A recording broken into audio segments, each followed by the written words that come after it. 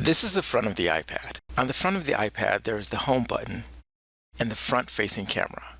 On the back of the iPad, we can see the speakers, the dock connector, a headphone jack, the microphone, a rear-facing camera, the sleep button, the slide switch, and the volume controls. To turn the iPad on, press the home button on the front.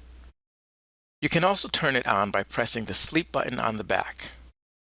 Once you've powered it on, slide a finger across the arrow to unlock the screen.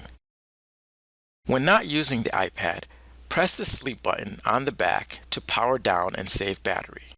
To completely shut down the iPad, press and hold the sleep button on the back until you see the power off screen. Slide a finger across the arrow to shut down the iPad. To turn on the iPad from a complete shutdown, press and hold the sleep button on the back until the Apple symbol appears.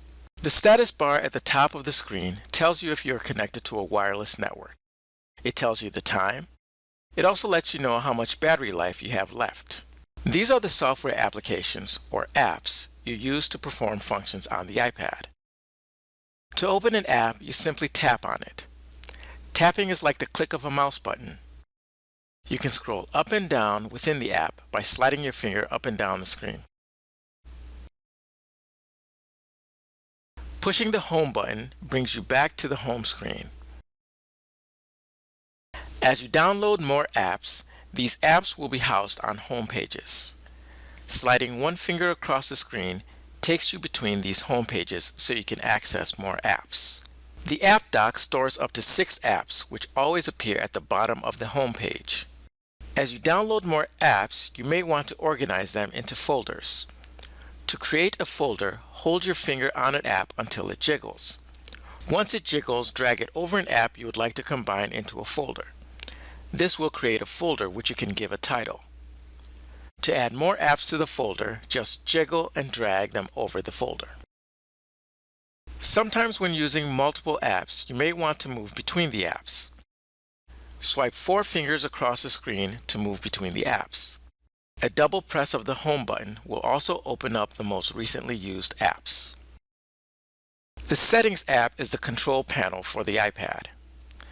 In this app are the control settings for various features of the iPad device. Various features in the Settings app can be turned off when they are not being used. This helps to save your battery life. You can turn off the Wi-Fi when you don't need to access the internet for any of your apps. Bluetooth is another feature which drains battery life. If it's not something you use regularly, you can leave it in the off position. A brighter screen uses more battery life. You can turn off the auto brightness and adjust the brightness of your screen.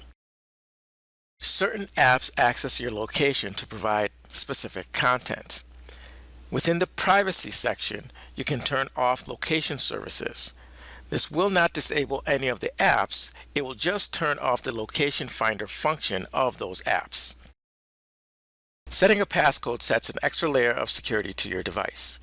In the left menu of the Settings app, locate the tab Passcode. Tap Turn Passcode On. You can enter a 4-digit passcode or tap Passcode Options for more customization options. Periodically, you will need to update the operating system to keep your iPad running smoothly. In the Settings app left menu, tap General. Then in the General menu, tap Software Updates. If your system is up to date, you will see a message saying so. If you need an update, you will be prompted to tap the Update button to install the most recent system update. The App Store app comes preloaded on the iPad. It is where you can buy and download apps as well as get app updates. To search for apps, type the name of an app in the upper right search bar. You can specify and sort your search results by free or paid apps, by the category of the app, or by the relevance of the app. The App Store keeps a library of apps you've purchased on your account, even if those apps are on other devices. The App Store also notifies you of apps which need to be updated. Updating your apps is a best practice for keeping them running smoothly. To update an app, tap Updates to see a list of apps which need updating. In the upper left corner, you can tap to update all, or you can select and update individual apps.